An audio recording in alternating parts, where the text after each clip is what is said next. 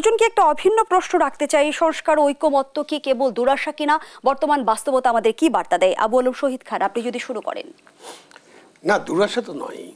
ঐকমত্য কমিশনে অনেক বিষয় আলোচনা করে তো রিজলভ হয়েছে, যেমন যে প্রধানমন্ত্রীর মেয়াদ, সেটা নিয়ে বেশ আলোচনা হওয়ার পর তো রিজলভ হয়েছে। আমি আরও বেশ কিছু 70 অনুচ্ছেদ তো রিজলভ হয়েছে, যেগুলো রিজলভ করার মতো, যেগুলো ঐকমত্যে আসা সম্ভব বিভিন্ন রাজনৈতিক দলের পক্ষে, তারা সেটা করেছেন।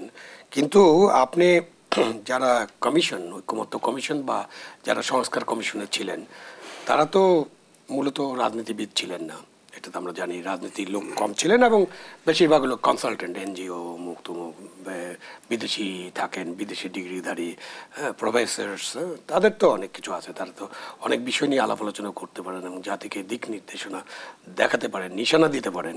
তো তারা এগুলো প্রস্তাব করেছেন। তো এই প্রস্তাবগুলো যখন রাজনীতিবিদদের কাছে যাবে, রাজনৈতিক দলগুলোর কাছে যাবে, খুব স্বাভাবিকভাবে রাজনৈতিক দলগুলোর ভিন্নমত থাকতেই পারে। সেটাই ডেমোক্রেসি। এমন তো না যে সব বিষয়ে ঐকমত্য হয়ে যাবে, তাহলে আর আলোচনার দরকার কি? আলোচনায় যখন আপনি যাচ্ছেন, তখন আপনাকে ধরে নিতে হবে যে একটা আলোচনা হবে, আলোচনায় কিছু পয়েন্টে আমরা একমত হব, কিছু পয়েন্টে আমাদের দ্বিমত থাকতে পারে, এবং সেগুলো পরবর্তীতে সুরাহার জন্য জাতির কাছে ছেড়ে দিতে হবে।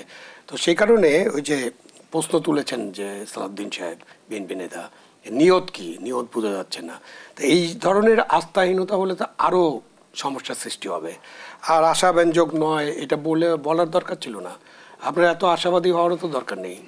আপনি আলী রিয়াজ, ডক্টর আলী রিয়াজ আমাদের ঢাকা ইউনিভার্সিটি জার্নালিজম ডিপার্টমেন্টের কৃতি ছাত্র, শিক্ষক ছিলেন, পরে আমেরিকায় গিয়েছেন এবং দীর্ঘদিন আমেরিকায় বসবাস করেন। দুষ্ট লোকেরা বলে তিনি মার্কিন নাগরিক বা মার্কিন এজেন্ডা বাস্তবায়ন করার জন্য দেশে এসছেন। তো সুতরাং ওনার এত আশা ব্যঞ্জক নয়, আশাবাদী নই, এরকম বক্তব্য দেওয়ার দরকার নেই। ওনার কাজটা কি? আপনার কাজটা এখন হচ্ছে যে আপনি ঐকমত্য কমিশনের ভাইস চেয়ারম্যান, আপনি সবার সাথে আলোচনা করবেন এবং একটা জাতীয় ঐকমত্য প্রচেষ্টা নেবেন। ঐকমত্য যখনই বলবেন তখন সকলের একমত হতে হবে, এবং সকলে যে বিষয়ে একমত হবেন না সেটা পরবর্তী ভবিষ্যৎ জেনারেশনের জন্য ছেড়ে দিতে হবে।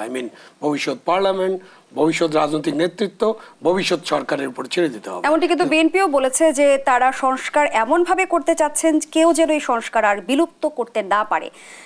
বলা হয়েছে যে এটা তো ধর্মগ্রন্থ নয়, আমরা এমন সংস্কার করব যা 10-20 বছর পরে নতুন প্রজন্মের হাত ধরে পরিবর্তিত হবে।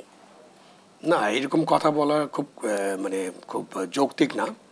কারণ আপনার কোনো কিছুই অপরিবর্তিত থাকবে 10-20 বছরের গ্যারান্টি ভেরি স্ট্রেঞ্জ প্রপোজিশন। 10-20 বছরের গ্যারান্টি দিয়ে আপনি কিছুই হবে না, কিছু করা যাবে না। আপনি করবেন, আপনি ঐকমত্য হন, এবং তারপরে পার্লামেন্ট যেটা আসবে, নির্বাচিত পার্লামেন্ট বা যে সরকার আসবে, তারা মনে করতে পারে যে এই জিনিসটা বাস্তবায়ন করা দরকার, এটা করবে।